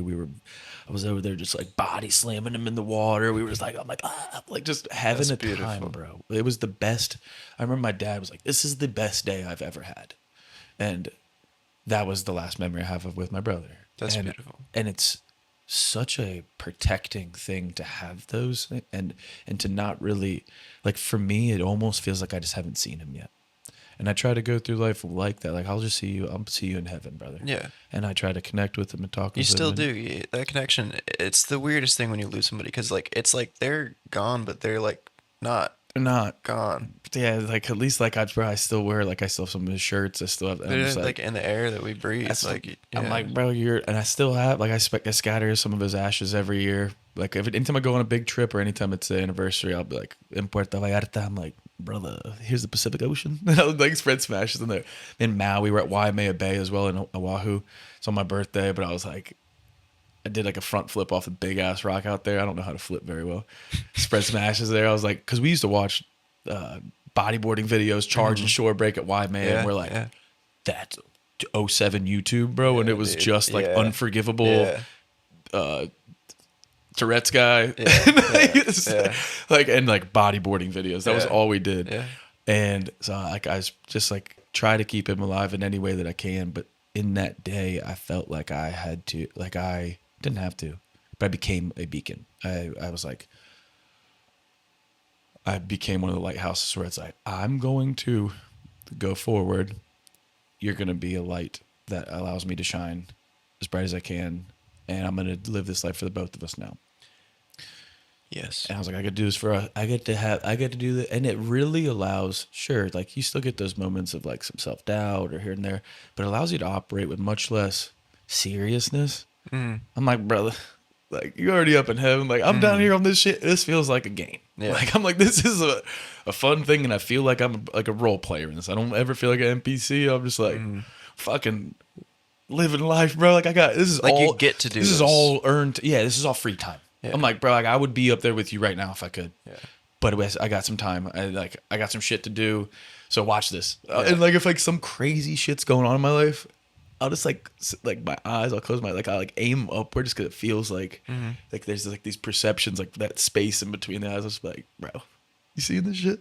Yeah. And it turns it like the worst scenario into just like the funniest shit. I'm like, you get to fucking watch me like have to go through all this suffering of humanity still, and like Yeah. you get to be in heaven hanging, and like it's a way that I cope. You know what I mean? It's a way that I cope, and I've gone to grief counseling and really worked through these things the best that I can. But the thing that allowed me to, and you referenced this earlier, is journaling. Because I knew I was going to have to do his eulogy. And a month prior to this, it was August 2018, and I'm on a trail run up Pilot Mountain, and I'm just fucking in my bag, just like having a time. First year PT school, I'm out there on my own, just like really living my life, absolutely crushing and feeling like getting good grades in school, demonstrating myself like I can do this shit. I'm competent, I'm able, and I am listening to P.D. Pablo's Freak a Leak. Tyler mentioned this on your podcast. He didn't know what song it was. And it was like Freak a Leak. Shout out P.D. Pablo, North Carolina's finest. And it's like, do a little coke, take a little hit, smoke a little weed, drank a little bit. That's where it came from. And I was and I got to the top, and I took a picture of the pinnacle, which is like one of the mounts, one of the peaks on the far side of it. And I was like, sweat a little bit. Just like hit that. I was like, sweat. And then I was on my way down. I was like, how can I was like, I'm on this Instagram shit as Jordan.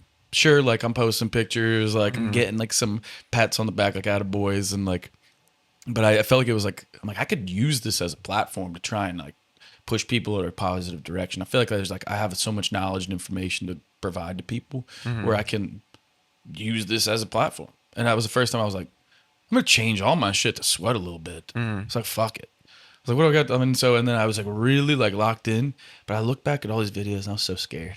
I'm like if I'll show you some videos. Hey guys, I just really like get out there, get active. Like I wasn't standing on business like I can stand today. I'm much more quiet online now, just because the phone itself is a challenge for me. I will get past this. That's why we're here doing this. It is an issue. We're here. We're doing a thing.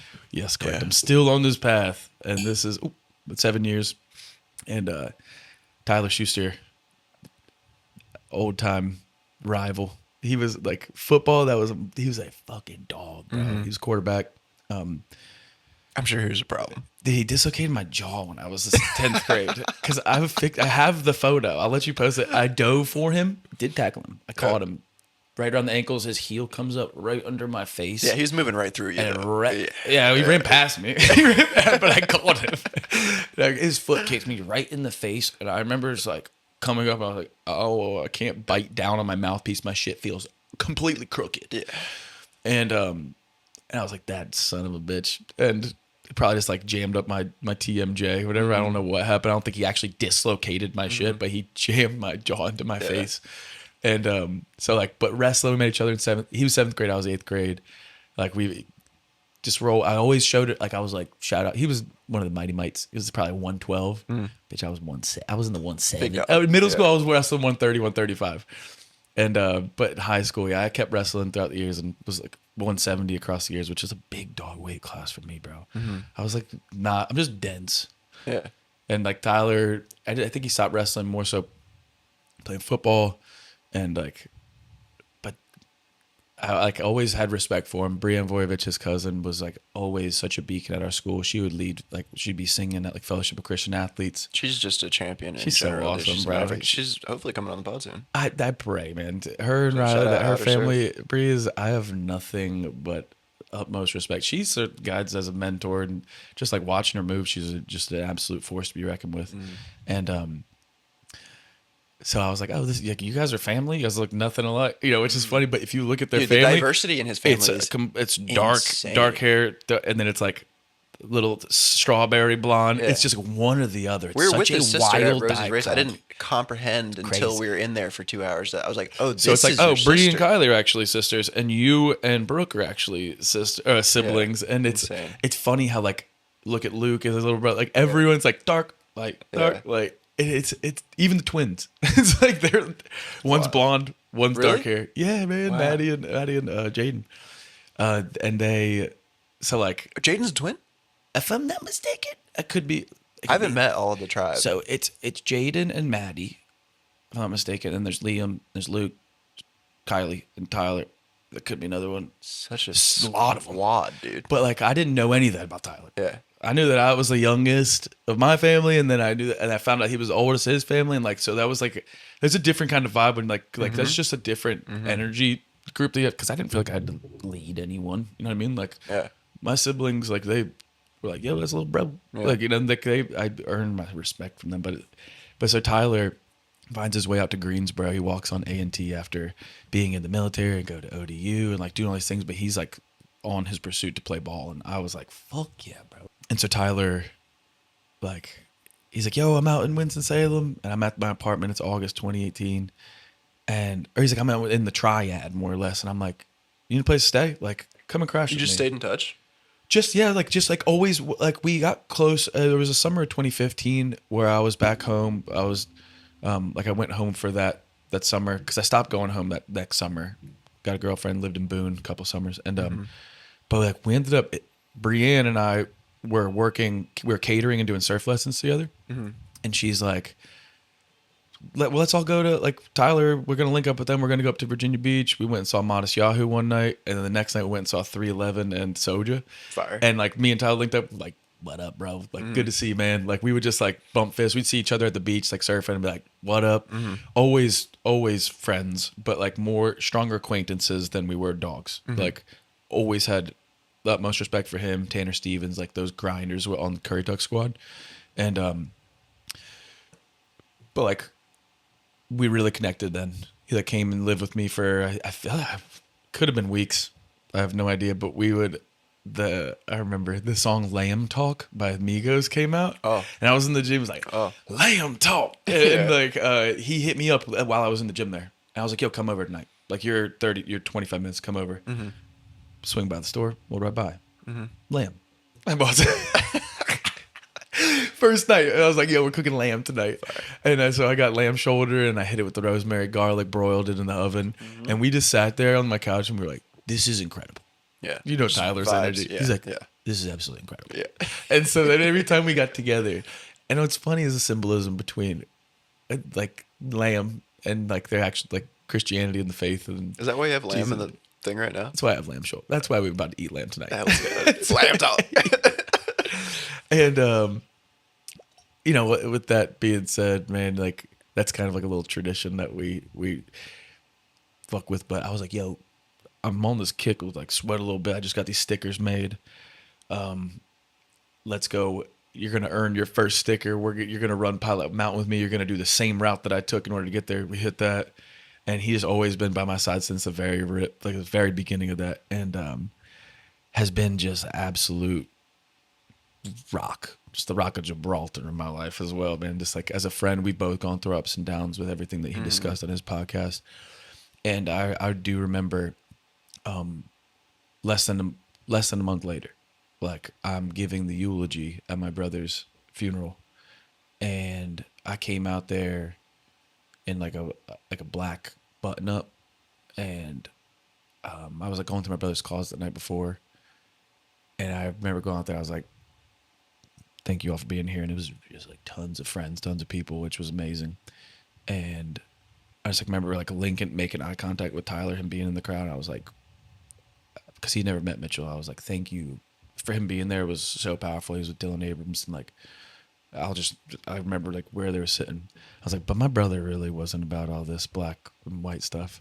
I like took off the button up. I had his tie-dye shirt on with all his little pine cones. He was real heady. Dope. Yeah, he was like out there at like shows, and like everyone's like, let's go. Like everyone stood up and was like, let's go. And I just turned that bitch up. I was like, yo, let me tell you about my brother back when we were kids. Like I just like started firing off. Beautiful. And just like turned it from the saddest moment to like everyone by the end was like, we gotta like, we all went to the beach and we were popping bottles of champagne. We turned into a real celebration of life. And I was like, Mitchell would not want us sad. Yeah. Bro, he was just always a vibe, just always hanging. Just like, he'd be like the quietest dude in the room, but he was so funny to me. Like in hindsight, like he was a real comic. It's like some of the shit he would do and say. But it was like that real subtle type of humor. Yeah. That in hindsight, you're like, what were you saying? Yeah. And so the friendships that we had throughout there, like always kept us just like strong. But like seeing Tyler there as well was like That's real. real testament to that friendship. And like from that moment on, we've always been rocking together. And we've had challenges, like we've gone through shit as human beings, as we all do. But like through and through, we always come back to this notion of like, we're holding it down. Gotta stay active. Gotta stay strong. Gotta stay mentally like dialed in, and very like growth mindset oriented. Yeah. Carol Dweck's book Mindset is a really good one for a lot of people to understand like certain, because you're multiple things. Like you're not just all growth mindset. You can be fixed mindset in your relationships. You can be growth mindset in your business relationship. So it's like just finding ways to continue to open yourself up to the possibility that you're capable of changing, that you're capable of growing, learning, developing, and that we're not a fixed static thing. And like, we've just always like served as sparring partners, with like mentally just been like, yo, like we're on the what are we up to? But we're both kind of both like a little spazzy in that way where we'll get like, we need to actually do the work. Like we're talking, like we need to, and so then that's where we're really grateful that you came into this fold where we get to collaborate. I'm honored to be here. Like you guys like have like just the testament of your friendship and like being based in shared value and encouragement and growth and just pushing each other. And also like it's not just like hyper machismo. It's also like a softness too. Oh man, I think it's more soft than it is machismo. I think there's a lot of muscle density. I hear more from you guys than me, but at the same time, it's a lot of like gentleness. Like we're like it's like very healthy. It is very wholesome. And I really, meeting you with Rosie, like that couldn't have been a better experience. Like you guys demonstrated such a wild, like it felt like the linchpin between two, like Tyler and I always held it down, but it's like we needed like this third like link to create the trinity where it's like, okay, like you possess a whole different skill set. Like I got this skill set, Tyler's got the skill set, and like that you really wrap this together.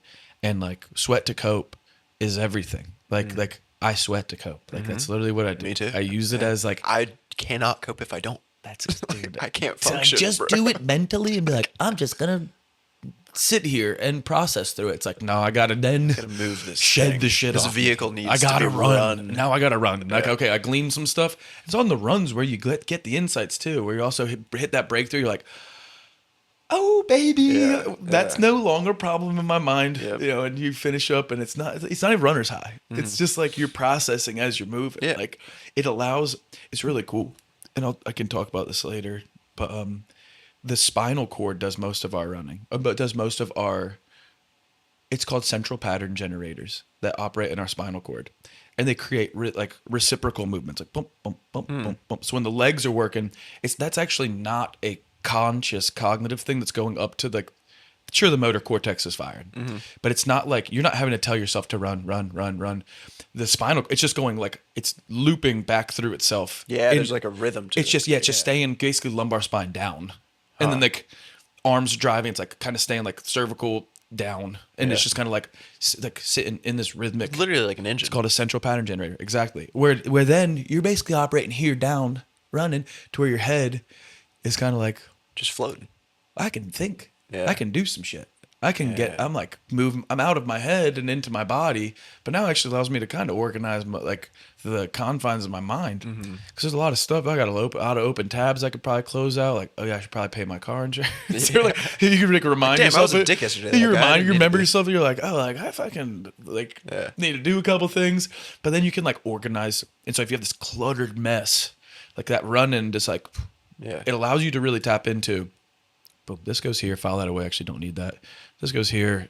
That definitely needs to be tended to as soon as I finish this run.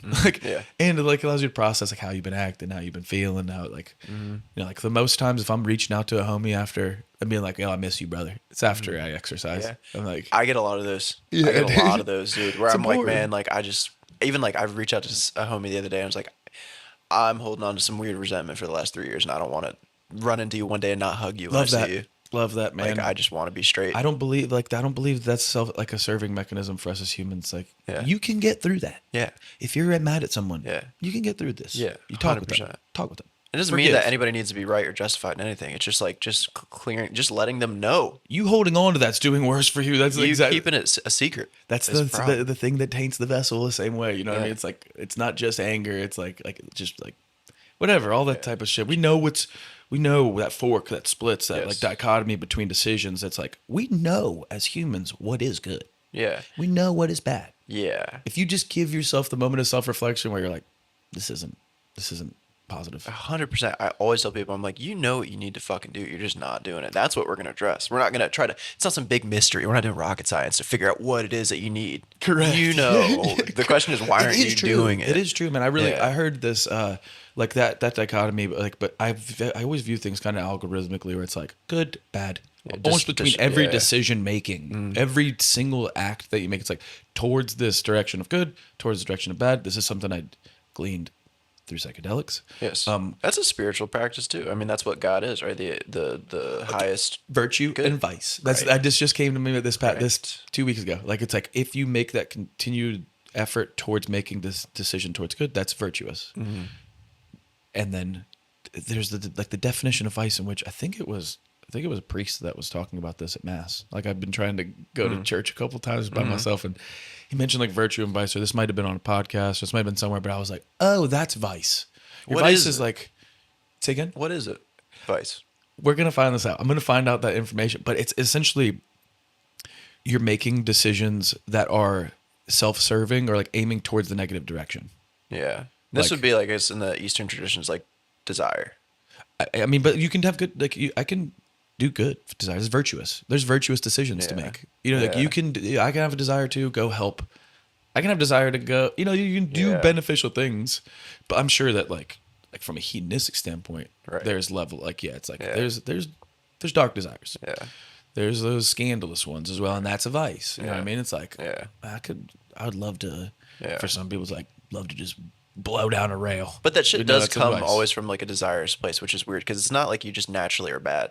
No, Yeah. do we well, like, that's dopamine in our body compels us to move forward. Right. Believe it or not, dopamine isn't just a reward. Right. Dopamine It is forward tilt. It is the motor. It's the one thing that initiates motor movement. That's why a deficiency in dopamine leads to Parkinson's. You actually do not have that motor initiation to like move forward with amplitude, with large size. It shrinks your movements down and like makes you like more like stiff and rigid. Right. But too much dopamine is schizophrenia. Yeah. And so it's like, it's funny that those are the two on the spectrum. Too much dopamine, schizophrenia, not enough Parkinson's. I mean, that like kind of lays out humanity. But in that's why people have 2025, these, right? it's called chorea athetosis. It's like this writhing, like movements that people would get if they have too much dopamine, like essentially schizophrenia is like, blah, blah, blah, blah. Yeah. Just doing too much, moving too much. And then like there's the other side of that. But like, that drive, that like, I have a desire, I have this thing that compels me in a forward direction is dopamine that does that. So it's not just like, I'm not trying to just seek that reward through the scroll or whatever. That's why you can get it through running. You can get it through sweating a little bit and like taking initiation and action forward towards a direction where you are moving in a forward direction. Yeah.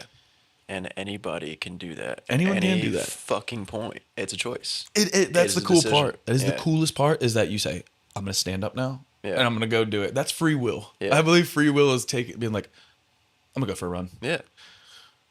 Yeah. Because there's so much pushing against you to keep you seated. Yeah. Yeah. So if There's you fight against that so inertia much. that keeps you just like, oh, look, I'm so bummed out. Yeah. I think that I've communicated like the largest aspects of everything that has shaped me into who I am. I think I've got that to you, you know? I think so too. I mean, this has been amazing. We got a lot more than I hoped to get, honestly. And like, yeah. You can trim it down too. No. What do you mean? I'm just What are you talking about? You gotta stop doing that. You think that you talk too much. I want you to talk more, dude. Decent. No, yeah. No, this has been great. I'm trying to think if there's anything else that I want to get into, but honestly, like, we got homies waiting on us. So we should Let's probably get Tyler come to in a here. close. Let's get another glass of wine. Let's throw Let's another get it. chino. Maybe a little. Well, we'll talk about that. But About that little yeah. But dude, I just want to say, like, I mean, first of all, just like thank you. I'm really glad to be able to share this experience with you. I think that I don't think that people understand that like podcasting is like a weird bonding experience. Like, I feel so much closer to you now. Likewise. It's crazy. Yeah, It's so bro, cool it's- just sitting down for a dedicated conversation. We don't do this enough. Like, people should just, I think it's great for people to just do this at home. Like, put your phone away, do a fake podcast, just talk. Just with the homies. I Yeah. think that this will be as after you leave it, these mic stands, this is all like a setup that is more or less at my house already. I'm gonna get you some lights. You brought all the beautiful stuff. Yeah, just send me the links and I'm gonna get you some I'll lights. get Yeah, some yeah, stuff. we'll get you going.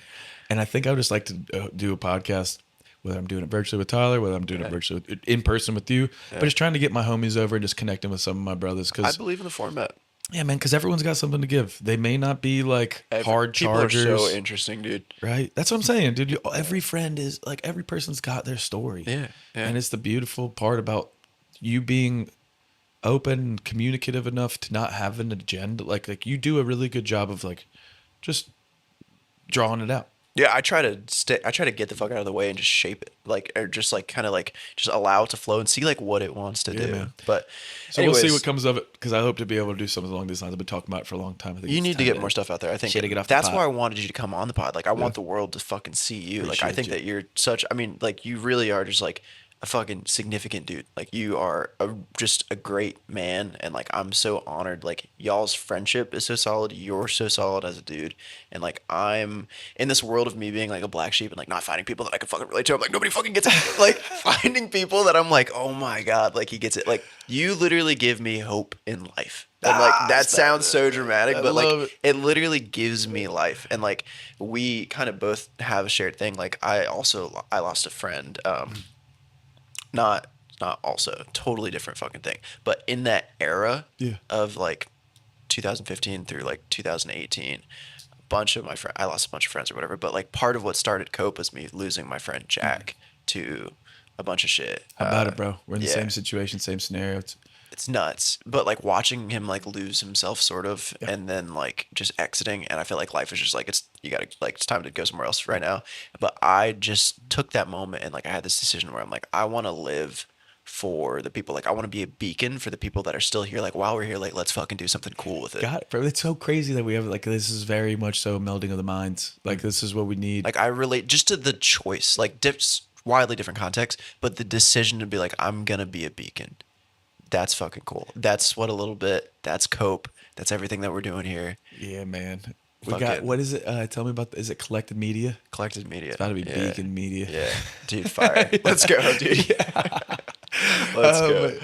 Let's Man, go. I can't thank you enough for coming all the way over here. Yeah, man. But I mean, you're in Asheville. I'm We're here in not too Charlotte. far. We're not too far. We're gonna make it happen. And I got a 50K this upcoming weekend. I'm about to put a hurting on that thing. Me and Corey Pearl about to break sub 6. We're gonna It's hurting on me thinking about it. Yeah, we're gonna have a lot of fun running. Jalen, we're gonna do a lot more work together. I'm really Absolutely. excited for this relationship that we've Absolutely. been able to create. And stay tuned. We got things that we're never gonna stop. We have so much never we're gonna sitting stop. on, dude. Honestly, we don't just need to care. get it out to the world. If you're tired of us or not, Yeah, we're just getting started. like and subscribe. Like and subscribe. Smash that like button. All right, bro. Thank Appreciate you, man. brother. Let's get it. And Fire.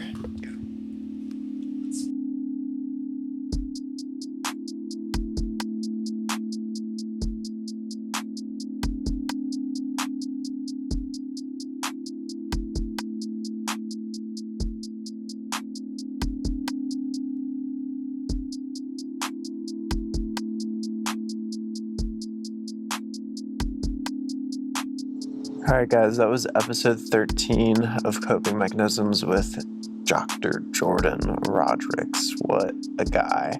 What an episode. What a conversation. It's funny, like, you know, we shoot these episodes and you kind of forget about it for a few months until you get around to editing it. And the past few days have just been so steeped in this conversation. And I literally cried like 2 or 3 times watching it, just like one little misty-eyed tear slip out thing. But yeah, man, this was just such a good one. It was such a fun and engaging conversation. Like, we could have gone for hours and hours and hours, but he's definitely somebody that's going to be a regular on the show. So yeah, thank you so much for watching. I hope you enjoyed it. I hope you got some insights and information and inspiration from this.